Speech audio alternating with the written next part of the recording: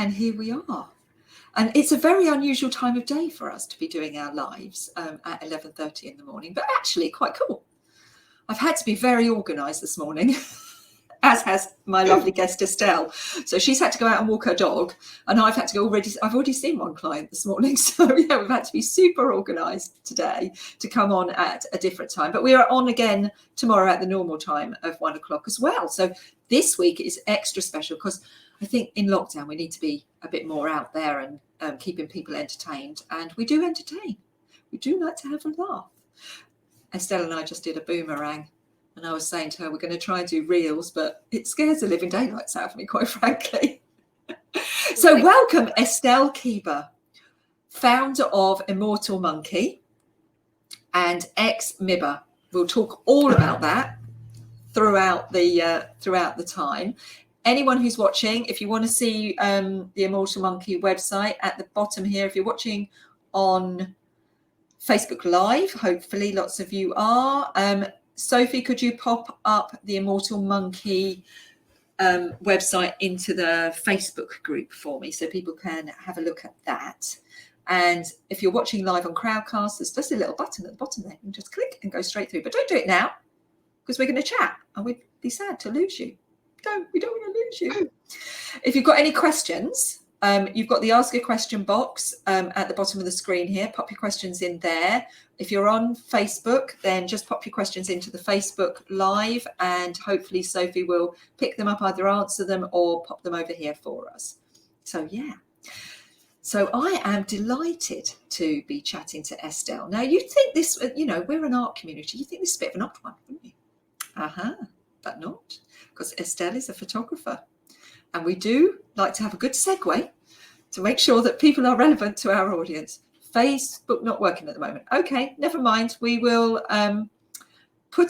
we'll take the recording and put it up anytime soon. Sometimes Facebook has been a bit weird lately with these lives, so we'll just see. Sometimes it does and sometimes it doesn't. That's the world of Facebook, and that is the world of Estelle, because Estelle knows all about social media, but we're not going to go there yet. We're going to start at the beginning, because we always like to start at the beginning. So we're going to get Estelle to tell us a bit about her story and how she ended up running Immortal Monkey. So where did it start, Estelle? Oh my goodness, we could go so far back, but I think my journey into business, I guess, that kind of started. I was pregnant with my second son, and I was really struggling with my mental health. And I'd struggled with my mental health previously as a teenager growing up, but it was something that I was managing. But when I got pregnant with my second son, it was like, at the time we didn't know what it was, but it was prenatal depression. So I was going through a really, really dark time. And one of the things that my counselor suggested was that I go and find a skill or a craft, something creative that, just totally took me away. And I'd always had this passion for photography. I always liked taking photographs. And so I joined a night class in photography and did that one night a week for about 2.5 years. I ended up doing 3 qualifications and going on to also get my teaching qualification. But it was at that time that I realized, that I could use photography to do, lots of different things. It wasn't just taking photographs like people, think it's just taking a photograph. There's lots of ways that, you can benefit, and not just, in your personal life by documenting things, but, in a creative and great way for your mental health as well. So it started there. And then we get to a point where I separated from my children's dad. And this was not a bad thing. I'd been in a really quite toxic relationship for, I think, about 10 years. So, it's taken up a pretty big chunk of my 20s. So that probably didn't help my mental health either. And so when we decided to separate, my life was changed completely. I'd been a stay-at-home mum. Before having my children, I was a care assistant. So I had, no real career path to go back to. I knew that my job as a care assistant wouldn't really fit flexibly around the kids. So I decided that the only way that I could, try to become more financially stable and be at home with the kids was to become self-employed and set up my own business. But obviously at this point, I'm thinking, where do I even start? I have no skill set. But what I had was my passion and love of photography. So I thought, well, what better thing to try and, make a career from? But it was at that point I realized I knew nothing about business, nothing at all, at all. I thought I was just going It's to a go. very, very familiar story for It artists, is. I And think. I didn't realize at the time how common this was for so many people. And so that was what started me on my journey to helping support other mums and other women, because I was thinking, I'm trying to juggle everything. I'm trying to learn all these different things about having a website, marketing. I thought I was just going to take photographs of people's beautiful weddings. Who the hell knew I'd have to do accounts and all this kind of stuff. So I'd started sharing, what was going on in my life on social media about, going to college and setting up my business. And I realized that there were a lot of other women out there that were feeling this struggle. And so I created the Mums in Business Association, which was started off as a very small Facebook group for mums and women to come together to connect and learn and, be supported by other people that were just like them. This kind of blew up in the space of 3 years. We ended up with a social media following, I think, of around about 500,000, coming up to about 500,000. Was that mainly on Facebook at that point? It was across, I think we probably had, it would probably be the majority. We were across Facebook, Twitter, LinkedIn, it was like across the board, but it was the majority, I would say, was Facebook. And the reason for that was because not only did we create this one community that people could come to that was a worldwide community, we also created local communities as well. So you could go and connect within your local area. And so we ended up with child-friendly networking events in around about 160 locations around the world. We were the fastest growing network company for women in the world. We went on to create 18 best-selling books and helped 132 women become best-selling female authors on Amazon. It led me to being able to travel the world and deliver speeches about, how I turned my life around. One of the highlights for me was the Women in Biz Expo last year. So it was my first ever keynote speech. And it talked about how I went from food bank to Forbes. And never in a million years did I ever think that I would be on a stage, sharing my story and inspiring other people. So, that's kind of where the community came from and the knowledge of social media, because like I said, I had absolutely no idea how to run a business. I didn't know anything in particular about social media. It was just a lot of things came into play at once. And I realized this is something that could be huge. So it was 3 years of really intense learning and going through experiences that I wasn't prepared for, because, I hadn't planned to have this global business. So it was an absolutely insanely crazy 3 years. If I take you back a little bit, just thinking about the learning. So you started doing the photography and realized you needed to get some skills, which I think, you can translate that to mums, you can translate that to artists, lots of different self-starting businesses. And artists are individual entrepreneurs basically all the time. And they come to the party at any point, like you're saying, they can come straight out of uni, but mostly they come to it at a point when there's a change in their life circumstances, whether they've lost a job or they've decided it wasn't the job for them, or whether they're retiring, etc. There's lots of different points when people come to this decision that they're going to set up their individual business. In terms of our community, it's art.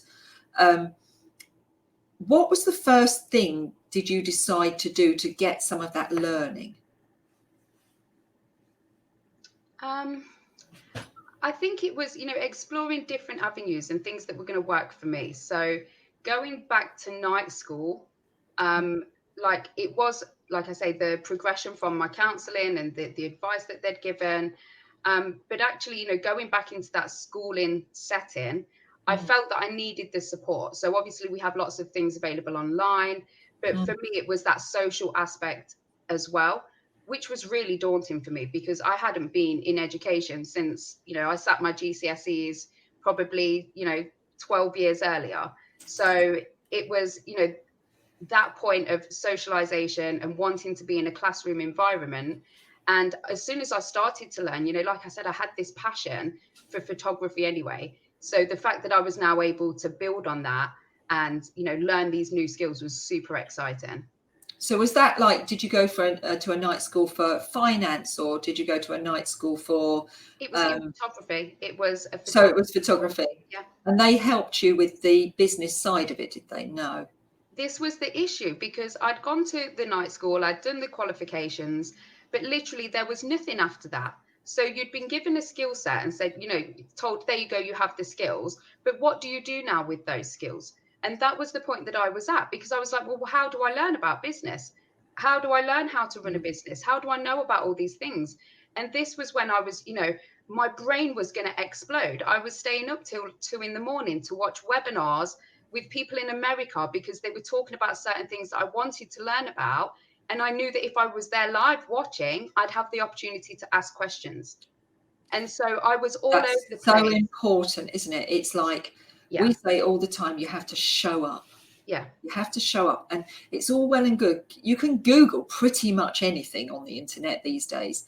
But actually, the value is in that human interaction of turning up to the webinar or turning up to the live Q&A or whatever it is you're being offered and asking your questions. That's the power. It's an incredible opportunity. I think people, I think we get into this sort of very lapsed sort of attitude of, like you say, oh, I can go and watch it at a later date, or I can do this. You don't realize what an opportunity you're being given. If someone is there and someone has an expertise or a certain area of knowledge that you can tap into, you're very foolish if you don't take that opportunity. But what I was really struggling with was trying to find all the different things that I needed to run a business in one place. I was going all over the shop. I was going to this website. I was watching this podcast. I was, reading this article. I was literally all over the place. And it was exhausting, as well as trying to take care of my kids, as well as trying to actually do photography and be a photographer, which is why I wanted to do it in the first place. And that's what that was the sort of like the spark that made us realize if we created a platform where people could come and join together and share that knowledge and expertise, it's power in numbers. And that's one of the things that I've learned throughout my journey. And now with Immortal Monkey is we have our membership area, which for me, at the beginning of my journey, not knowing, like I say, all these different things, different aspects of business, mindset, goal setting, the financial side, the things that you don't think of. Like you say, as artists, we just want to create. We just want to create. And the fact that we can make money is brilliant. But, we don't know about all these different aspects. And so that's one thing that was really important for me to continue with Immortal Monkey. We have this platform where people can go and find everything you need to grow a business. And like we're talking every sort of training you can imagine is in there. And we listen to our community and ask them, as small business owners, what do you need?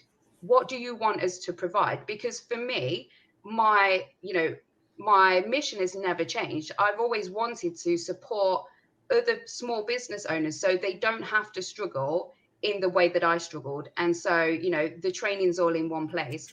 We try and, have a variety of different resources. So we've got lots of free resources. We've got sort of lots of low-end resources. We've got more high-end resources so that every single person that joins us or needs support can get that support.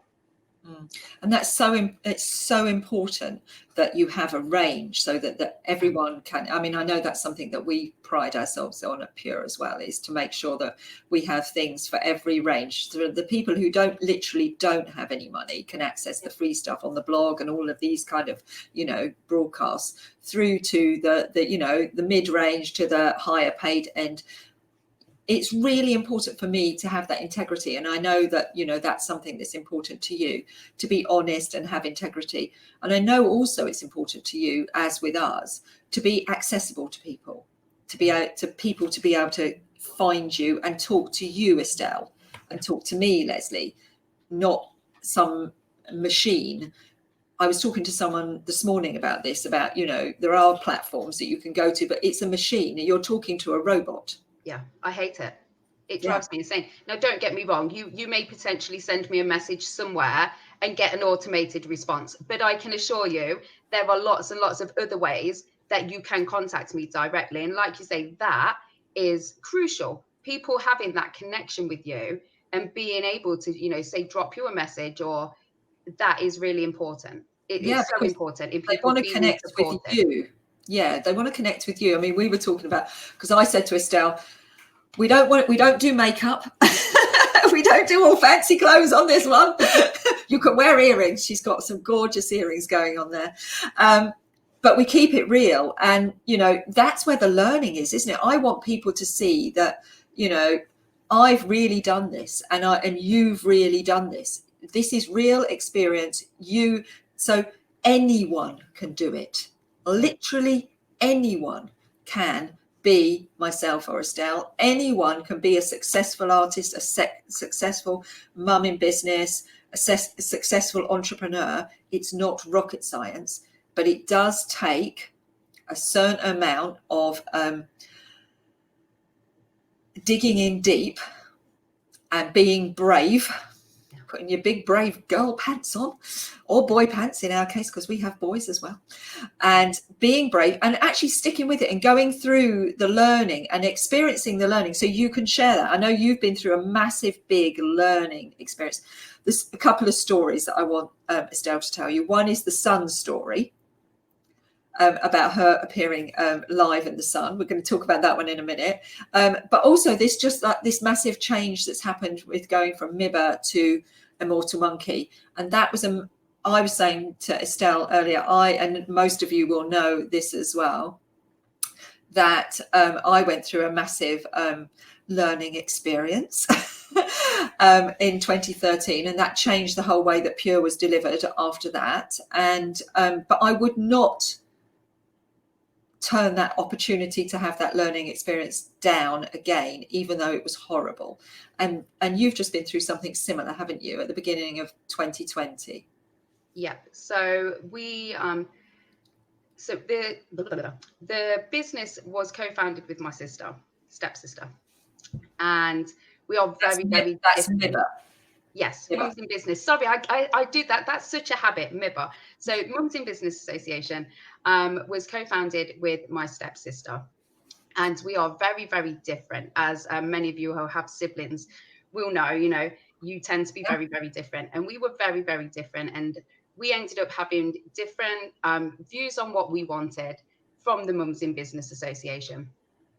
But it didn't end as smoothly as, you know, we would have liked, shall we say. So there were a lot of things that were happening that were having an impact, not just on the business, but on my life as a person as well. So, you know, it was a really, really tough time. And it was something, you know, it had been my entire life for 3 years. And I mean, every waking, breathing moment of my life for 3 years. It was intended to be. Apart from when you were watching the Kardashians. Well, yeah, obviously there are times when the Kardashians is a must, but even more so, because like I said, I was living, breathing, everything was Mibba, you know, my whole entire life. So when the business, you know, wasn't going the way that I'd wanted it to, it was a really tough realization for me that my future as I had planned it and as I thought I knew it was going to change massively, like beyond what I had ever, you know, thought in my worst nightmares. And like I say, it wasn't an amicable split. You know, we didn't, I really don't know how to put it into words. You know, we didn't deal with it in the best way. And like you say, I think the things that you learn, the tough things that you go through are the lessons that stay with you.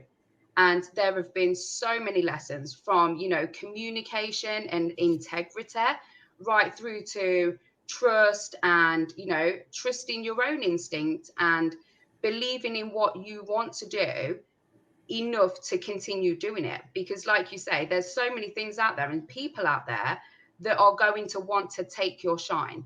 They're going to tell you you can't do it. They're going to tell you, you know, so many of the negative things. What it's made me realize is, you know, if you have that passion inside you, you're going to do it anyway, regardless of the people that are around you, regardless of the people that are supporting you. They're going to come and they're going to go. But if you've still got that passion for whatever it is that you want to do, there's nobody that can take that away. So regardless of, That's you know, such a massive lesson, isn't it? yeah, It's like you go through these ups and downs in life, but if you are in alignment with yourself, if you're listening to your body and you're understanding your own feelings. And I say that a lot when I'm doing my one-to-ones is, how does it feel? Yeah. Because you have to trust yourself. If it feels wrong, why? Ask yourself, why? What are you doing? Trust that feeling. Trust that feeling, because, you know, there is no better feeling. Asking your friends and your family what they think and their opinions is all well and good. But if you get that feeling that something isn't right, that, you know, it's not what you want, then it's important to trust that instinct as well, because it will serve you well. Once you're in alignment with yourself, things are easy. Things happen easily around you and you can see it all kind of falling into place. Whereas if I always use the analogy of that swinging door, isn't it? You swing the door and it smacks you in the face. It smacked you in the face for a reason. Stand back, watch it swing for a bit and see what it is. Check the momentum and then you know. And pick your moment. Again.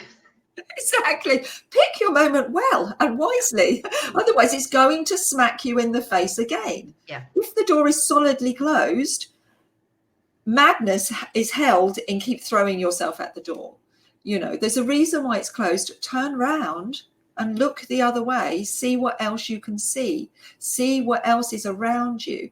Look from a different perspective and don't keep, you know, throwing yourself off the edge. If the pain is, you know the pain inside you and the pain outside of you is great. And sometimes that means that you do things that other people may not like. And, you know, that's a biggie, isn't it? That's, you know, that's the massive elephant in the room. Sometimes you're going to make a decision that's right for you that other people are not going to be very happy with you for doing. And that's when you have to really dig deep and you really have to ground yourself and be brave and stand in your own truth and do it. And that's what you did. I don't have a judgment on whether you were right, whether your sister was right. It's irrelevant to me.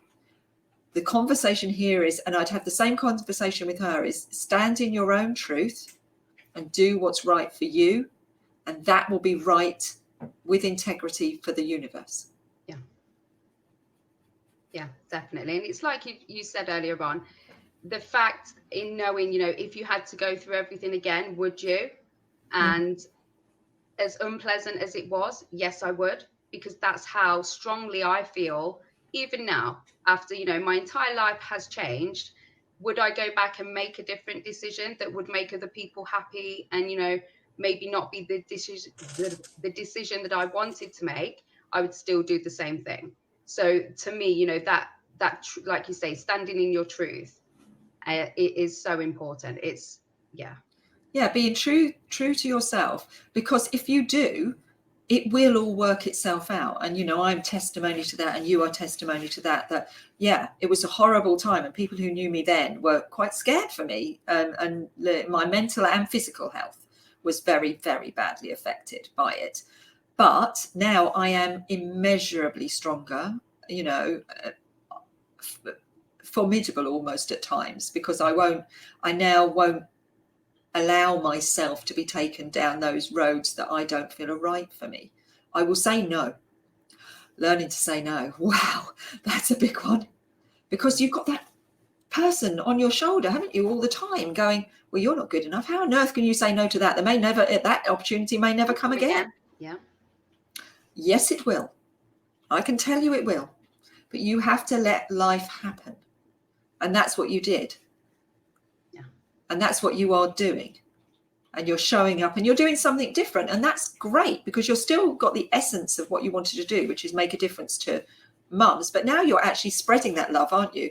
Yeah. Outside of mums. And again, it was the learning of the 3 years, you know, the experiences and the learning that I've had the opportunity to experience has been amazing. You know, I didn't realize at the time how many men there were out there that actually needed my support. I didn't think that I could support men. You know, what do I know about being a man? But I don't know about being a man. But what I do know is about running a business. So now the fact that I can work with men is amazing because I'm supporting them in their business. It really doesn't matter. I feel that everything that I've learned has enabled me to take that step forward. Like you say, waiting for life to happen, you know, there is a plan and the opportunities will continue to come. And if you don't take the opportunity, there's a reason why you didn't take it. Maybe, like you say, because the next door, you're waiting for that swinging door. You know, the next time it swings, there's an incredible opportunity that you might have missed if you'd have jumped at that one. So I am a massive believer in, you know, wait for those opportunities. And like I say, don't say yes to everything, because if you said yes to everything, there's going to be things that you're not going to be able to do that you would really love to. So prioritize those things that you say yes to. Yeah, I have fear of the known. I'm so excited about what's unknown. I mean, we've been through this this year, and you know, you've been through quite a journey during lockdown, and we've all been through quite a journey during lockdown. You know, we've ended up doing these broadcasts, which who knew? You know, I was like, I hate looking at myself on a screen. I became a photographer, so I never had to have my photograph taken ever again. And I could be on that side of the screen, and I don't like the sound of my own voice either. And yet, you know, actually doing it over and over again, I must have done, like we were saying, I must have done 60, 70 hours of broadcasting now since March. I am now completely, doesn't bother me in the slightest. And that brings us to the sun story, about the sun story. Go on, tell us about the sun, working with the sun. She wasn't doing there was no page 3 going on, guys. It was definitely, although I have had my boobs out in the sun. Have you? A whole different story. Again, that was it was all for supporting women. Good. Totally, and it was definitely not page 3, but I can drop a link if anyone would like to check it out. It's all about body positivity and how incredible all different bodies are. But this was another instance that I was working with the Sun, and we had planned for me to go onto their Sun Savers section. So I think, like, I'm sure their videos had upward views of like 1 million views. It was like a huge like page that the live was going on. And I was going to be sharing my favorite money saving tips running up to Christmas. So it was pretty much around about exactly this time. And I'd got myself ready and I'm thinking, oh my God, there's going to be 1 million viewers. This is going to be so exciting. And I sat there with my hair and my makeup done, and I planned my whole day around it. And we went to do the recording, and something happened and they couldn't do the recording. So they said, don't worry, we're going to record it tomorrow. It would just be audio. So we will just add the audio on, put a video on. It won't be you, but it will be, you know, there for people to see. So I'm like, okay. The next day, I'm sat waiting, thinking, ready to go on this podcast. And they drop me an email and let me know that it's going to be video. And I was like, but you said yesterday it was going to be voice only and it's audio. And I'd sat there and I was all ready for your video yesterday. And now I'm sat in my hoodie, because for anybody that knows me, I am like in my comfies all the time. No makeup, hair in a bun like this. The most like, I get my nails done. That's about as high maintenance as I am. Literally, the rest is purely for comfort. And so I was sat there with a messy mum bun, greasy hair, no makeup, and a hoodie. And I had to do the live. And it just, you know, I could have run around in the like mad 10 minutes and try and put on a bit of makeup and stuff. And then I thought, you know, people that watch my videos want to, you know, see what happens in my life. I'm a mum. So like you've just said at the beginning, what I've done is an extraordinary. Anybody can do this. I am the most normal person you will ever meet in your life. But what I did was take an opportunity, run with it, and work really, really hard. And, you know, and I did that whilst being a single mum. I'm now engaged. But yay. It took a long time. I didn't think I'd ever find anyone that would, put up with my craziness. But I was a single mum for a really, really long time, throughout starting Mibba, throughout starting my photography business. So the fact that, you don't see me every day with my makeup on is because that's how I like to chill. And there's lots of mums out there that relate to that think, I'm not going anywhere, I'm going on the school run. If you're one of those mums or dads, if you're a dad that likes to, do his hair and stuff, if you're one of those people, high five to you. It's not, I'm like, I wish I had no judgment here. We're just jealous. Judgment at all. But what I'm saying is I'm quite comfortable now. There was a time when I'd have thought, I really need to make sure I look my best because there's going to be so many people. But what's like really important for me now is the fact that people take on board what I'm saying. What I look like is irrelevant. And I still get that. High five to that.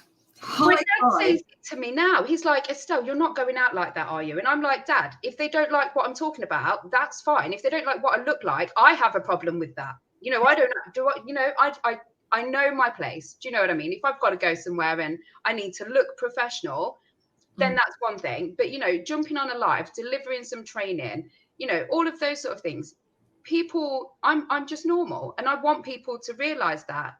And putting that side across. That just means that it just shows. Connect. They connect with you. People who they can relate to. So, and I think that's one thing that throughout the whole of the last 3 or 4 years has been one thing that's really gone in my favor, because there are so many women out there like me. There are and that's the really nice thing, is because I don't have to be anyone else. I just do what I do. And I'm quite comfortable in the fact now that people will like me or they won't like me. And that's fine either way. But I definitely don't have to put my face on. It's exhausting. Like me. Yeah, it is. Someone else. I can't, that whole premise of fake it till you make it and fake everything. Again, big respect, and I have no judgment for people who want to do that. I'm absolutely happy. You do you. But for me, I'm looking at how you get to be a professional artist, how you grow your career. It doesn't matter what I look like, as long as what comes out of here has integrity and is based, has foundation in fact and truth, and comes from real lived experience. And yours is coming, and mine is coming from real lived experience. And we can make fools of ourselves occasionally by not being prepared, and that's okay. And I didn't die, and you didn't die as a consequence of it, and no one stopped working with you as a consequence of it. In fact, you probably got loads more people working with you because of it. So yeah, big message, just be real. Don't judge yourself badly. Everyone is doing the best they can. This is not a competition. Yeah. There is plenty out there for everyone. There's plenty of everything. That's the thing that makes you and what you do unique, because nobody can be you. And I see this all the time. People will say to me, oh my God, have you seen this training? They've ripped off your copy, or they're doing exactly the same thing. And I'm like, okay, that's fine. They can have my copy, because guess what? They ain't got. They can deliver how they want to deliver. They don't have me. And this is the one thing that's so important, because people do wobble all the time. Artists, business owners, wherever you're at, we all have that little bit of insecurity. But what you need to remember is, nobody does things the way you do them. Nobody has that. That is the one thing. That is your USP. And that's something that you really need to remember, that it doesn't matter what, there's going to be so many people doing the same thing as you, especially sort of within the art industry. There's thousands of painters, and, you're all a part of this huge community, but there is enough to go around, because there's going to be people that connect with you that don't connect with the next person. And there is plenty, there's no reason for you to want to be someone else. And that's the other thing as well, be true to yourself, because when you start trying to be someone else, you're kind of doing yourself a disservice, because you're not delivering you as authentically as you. Absolutely. I think that's, so telling in the artist community, isn't it? Because through the training, you're trained to look at and review and research and analyze work that is done by other people. And so, you know, we all know we pick up and absorb that. There's a difference between, you know, taking inspiration and, you know, Copy it. yeah, there's Absolutely. a massive difference. And we all, I love that I take inspiration. I've shared a post today on my Instagram account. I don't even know where, I've seen a few floating around, but I've seen it and I thought this is amazing. And it's a graphic that shows how you can support small businesses. I saw that. It's really free. Yeah. So you can like, comment, share, save, turn on notifications. And I'd seen a few flying around and I thought that's amazing. Like, I love that. So yes, like I can't change the format of it because, you know, it is what it is. This is where you like, this is where you comment. But what I can do is, you know, brand it my way and make the post my own, which is what I've done. So, you know, there is taking inspiration, and that's all that's amazing to take inspiration from other people, but don't let that, you know, creep into trying to imitate someone else. And also don't let it creep into intimidating you to think that you haven't got something unique yourself, because you have. You absorb all of that inspiration, and then what comes out is that plus your life experience and your emotions. They're the things that are unique to you. Your life experience and your emotions are tied to you, and then those are the inspirations that influence the outcome of whatever we do, whether we're artists or anything else. Absolutely. So you've gone on to you've gone to the hotbed of social media. We've gone there, haven't we? So what drew you into social media? I didn't realize the power to start with. I had no idea. I'd started using social media to grow my wedding photography business. That was where my sort of love of Instagram initially came from, because I was using Instagram as purely a place where people could use it. It's like a portfolio. So they could go there, they could check out all of my wedding pictures. And it was just, you know, a really fun way for me to be able to share my pictures and what I was doing. But I didn't realize at that time what I could actually use social media for. The fact that I could use it to connect with my audience, the fact that I could, you know, speak to people in different places using hashtags, and, you know, how important growing a community was. So before we had the Mums in Business Association, I had a wedding, like a wedding group that was a community for women, where women went to and they found out all different sorts of information about their, you know, upcoming wedding, but specifically their photography. So it would be things, you know, like free checklists, and the people in there would have exciting conversations about the fact that their wedding was upcoming. So, you know, I'd created that community, and I started to see, actually, when you create a community and you're sharing value and knowledge with people, they then grow to know and like and trust you, and then they want to buy things from you, and they were booking their weddings and referring me to other people. So that was where, you know, I first dipped my toes, when I was setting up my wedding photography business. And once I'd done that, it was just kind of implementing these things again to grow a community on Facebook for Mums in Business Association. And, you know, we've kind of done exactly the same thing again in creating a community for Immortal Monkey. And I don't think it makes a difference which platform you're using. It's about learning a few key fundamentals, you know. So for Instagram, The groups thing, I think, is something that artists haven't really embraced. They've got their page.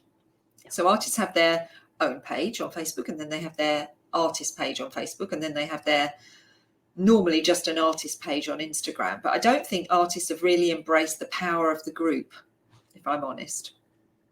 And I can understand why. You know, groups are not for every single person. Like you say, if you find that your audience are more engaged on Instagram, then that's perfect. You know, have your Facebook page where people can go, they can find out all about you. But then, you know, you can direct them somewhere else, whether that's an Instagram account, whether that's LinkedIn, depending on who your clients are. So, you know, it's about knowing where your audience are at. So not having a Facebook group is not a bad thing. We used that group because we built a community, because we knew, you know, there were people out there that needed our support. If you wanted, you know, have a community of artists, that would be like the most incredible thing, because you would be sharing your own tips and knowledge. As for, you know, creating a community around your business, if you wanted to do that, I know so many amazing, you know, artists that do have groups, but they're very small and they're intimate, and they have, you know, the people in there that are super intensely, you know, crazy over their art because they want to be in there. And these are the people that you want to focus on. It's not about having a huge group. It's not about having a huge community. It's about the engagement and listening to those people that are there. And again, this crosses over the board to Instagram. You know, people are going on all the time, oh, I need 10,000 followers. Why? Are all 10,000 of them going to buy from you? Wouldn't you rather have 1,000 followers that you know are there because they're interested in your artwork, because they want to know what's going on behind the scenes, because they want to know what's, you know, what gallery you're going to be at next? That they're the sort of people that you want there. So it's quality, sorry, over quantity. Whether you're on, you know, Facebook, LinkedIn, wherever, it's about providing people with value that, you know, that they come I think you're absolutely right. I think you hit the nail on the head there. You know, we're so blinded by this. You have to have 10 by the influencer, thing, that you have to have 10,000, 20,000 people. What you want is to have, you know, and I've got a couple of my artists who have got very big, you know, key collector bases set up Facebook groups for that collector base. So they know they're talking to their collectors and they're in that group, because it seems to be that when you're in a group, Facebook lets everybody in the group see everything. Whereas when you've got a page, they're only showing it to a small percentage. The people that are engaging the most. So like you say, within a group, and you can pin things. So people that are there, they can go to your announcements. So if you've got a lot of people, this was huge in MIBA. So we had like hundreds of posts every single day coming into the group. So the important things needed to be pinned. So that's another beauty of having a group. You know, your content doesn't get lost. The important things that you want people to see can be put at the top. You can pin them, can't you? You can do pinned posts. And then on Instagram, again, you've got this issue where you might have 1,000 followers, but they're only Instagram are only showing your post to about 2 or 3% of that following, which I think is why people get caught up in that. I need 10,000, because then that's a bigger percentage. But actually, what you should be doing is trying to create really good engagement within the 1,000 already there. Yeah, it's like that thing about cold customers, isn't it? It's so much easier in the real world, if you've got one client, to look after that client really well and keep them warm, as opposed to constantly having to find new ones. And it's just the same on social media, that if you've got 1,000, really look after the 1,000 and give them what they want, and the more they engage, the percentage will grow. The thing is as well, so if you've got a small audience that you're really, really taking care of, you're engaging with their posts, and you know, you're sending them DMs. Now, like you said at the beginning, that interaction, that personal engagement with people means a lot. So if you focus on those small group of people, guess what that small group of people are going to do? They're going to go and tell other people how amazing you are and how incredible your products are, and you know, all of those things. So again, it's not about not reaching that huge amount of numbers, because again, those people that are going to be coming to you are coming through word of mouth. And those, like, if you've got 10,000 people, you know, you're pushing yourself out there trying to communicate with them all, when really there's only 2 of them that are actually going to refer you. Whereas if you've got, like, you know, 1,000 people and you're working really hard to build your relationship with them, guess what? I would say 80% of them are going to go off and refer people. So rather than trying to spread yourself so thinly and, you know, communicate with all these people who, you know, the majority of them are probably fake followers, or they've been added by bots. And again, that's really important, to go through your following and take out anyone that you don't want to see, because then that way you're going to see more of the content you do want to see.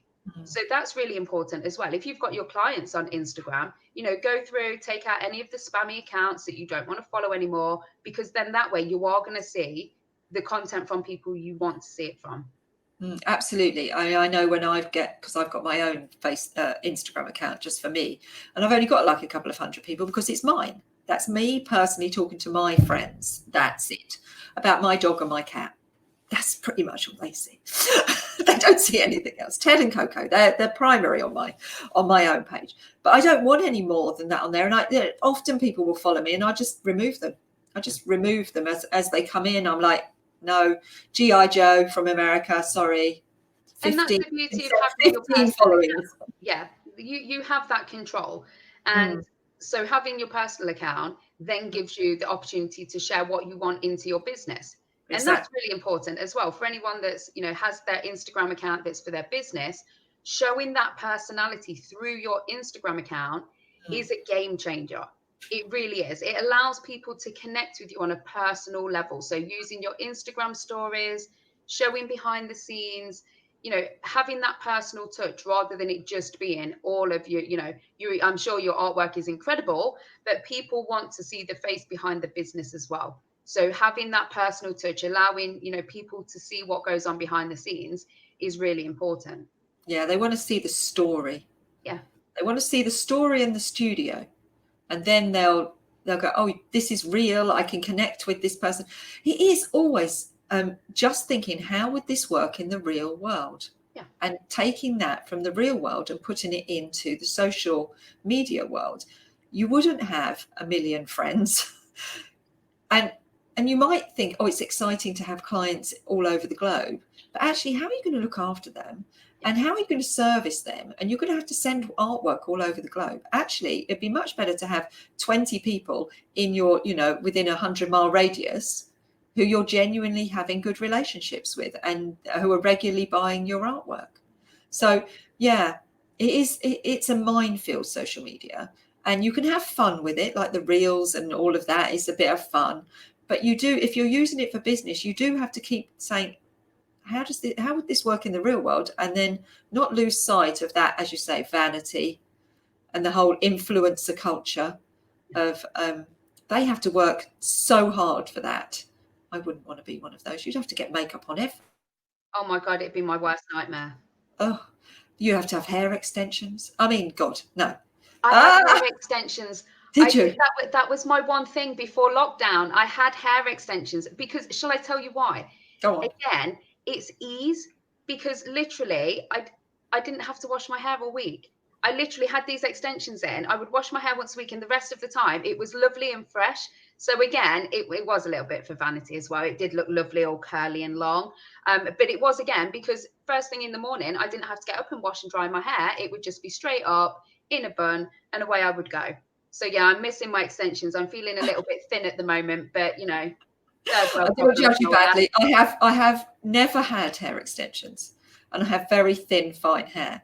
But I can't lie, dwelled in the research zone of should I have hair? I love them, and they're very addictive. This is the thing; they're very addictive. No, I'm not like doing anything, I guess. Like when you start, making doing your nails or whatever. Yeah. I did. Yeah. I ran out before lockdown and made sure I got mine done so that I knew at least for the next 4 weeks I would have tidy nails. So yeah. I do like nice nails and clothing and such like, and jewelry I'm very into. But yeah, I have considered the hair, and no. And then one of my friends said she had it and my hair's so thin. She said they'll just fall out, Leslie. I was like, that'd be so embarrassing. I did have fake eyelashes once as well. I tried those fake eyelashes once. Oh my goodness, they itched so badly. Yeah, I think they would irritate me, to be fair. I don't mind some stick-ons, when I'm going out somewhere nice, but I couldn't think of anything worse than having like things stuck to my eyes. Oh, it was horrible. It was. I just had Charlie. Charlie was, a baby, and I was like, I really need to. And still trying to lose the baby weight and all of that. And so I went, and one of the other mums had these eyelashes put in. I was like, oh, they look really good. I'm going to go, because I've got blonde, everything's blonde. So blonde eyelashes, blonde, eyebrows and everything. So I'll give that a go. I think they lasted about 2 days before I pulled them all out. I woke up one morning and I just pulled them all out overnight. So I was like, no, this route is not for me. And as I say, they look so gorgeous on her. And I was like, okay, I'm just going to have to leave. That's just not for me. I'm going to just have lovely artwork in my house. And that's it. That's going to have to be nice enough. Earrings. Nice earrings and nice artwork in my house. And that's just going to have to be enough. So we have got a question down here. So Susanna Rowell, who runs her own business, and she works with museums and cultural organizations, and she writes books and such like. How much of an increase have you seen in new business launches since the pandemic? Oh, that's an interesting question. Huge. From my perspective, absolutely massive. So many people have been in touch, like you say, with growing new Instagram accounts and wanting to know where to start. And I think this is because people are realizing that they have a whole new skill set. Well, not a whole new skill set, but they have a set of skills that they maybe have never tapped into before. Being on lockdown, maybe being on furlough, has given people the time and opportunity to focus on, things that maybe they wouldn't have done before, painting or, crafting. And so I have seen a huge amount of people coming to me asking, where do we start in starting a new business? Because, their job has changed, or the time they're spending within that job has changed, which has gave them an opportunity to do something else. Yeah, I think that's the thing with the pandemic, isn't it? That we've had an opportunity to kind of reconsider, review, and reset, and decide, am I going to do something different? I know we were very much a business in the real world. We were delivering lots of workshops in the real world, and we were doing obviously live exhibitions and massive art fair events and such like. And this has really given us time to kind of sit back and consider and think, is that really, you get into a habit, don't you? Habit of doing stuff. This is a good, I think, I remember at the beginning of lockdown, I shared a post, and it said something about that I was grateful for COVID. Oh my God, did it cause a bloody hoo-ha? Did it cause a bloody hoo-ha? I didn't mean it like that. I didn't, come on, people, I'm not grateful for COVID. But what I meant was, I was grateful for the fact that it has made a lot of people, including myself, have to think about business in a different way. And that, I think, is like so many different business owners have had to do that. They've had to start thinking about, how can I reach my audience if they're not going to be coming into store? Or, I guess there's going to be people watching that would usually, like you say, have work in art galleries or in exhibitions. So, how do you get around that?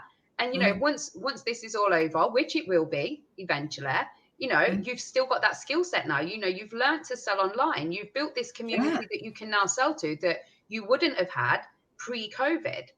So that was why I was grateful for COVID. No, and we feel you, don't worry. We completely understand that, because although no one wants to see people suffering and dying, and there's been some terrible, terrible stuff go on. If you look for the opportunity and you focus on the opportunity there, it created a gap. And in life, that's what you're looking for, isn't it? It's the gap. The door swings and stays open for a bit, and you're like, oh, okay, I can have a little look in there now, because I'm so busy doing my life that I haven't had an opportunity to look around there and see what else might be out there. And so it gave a lot of people an opportunity to look in the gap and see, oh, actually, I might have been going to my office-based job for the last 10 years, but actually I've got these transferable skills now. And they are. This is something. So I was laughing about this the other day. I've just launched a training on LinkedIn. So LinkedIn is not something that I usually use, but they have brought out LinkedIn stories, which are like very, very, very similar to Instagram stories. And so I decided, I had a look, had a little mooch, and I was like, oh my God, I can, help people with this. People were saying to me, have you seen them? Do you know how to use them? And I'm like, well, I can have a look.